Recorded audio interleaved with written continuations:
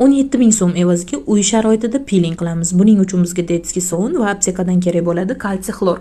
Detskiy qirg'ichdan o'tkazilgan detskiy sovunimizga iliq suv solamiz, kalsiy xlorni emas, o'rtoqli chalg'imaymiz. Iliq suvni solib bir xil massaga keltirib, maska holatiga keltiramiz va makiyajsiz yuzimizga yupqa qilib surib olamiz. Yuzimizda 7 daqiqa qoldirganimizdan keyin momiqqina paxtachalarimizga bir kaplyadan kalsiy xlori solib, yuzimizda aylanma harakatlar bilan, juda ham yengil aylanma harakatlar bilan qattiq bosib yormaymiz yuzimizga.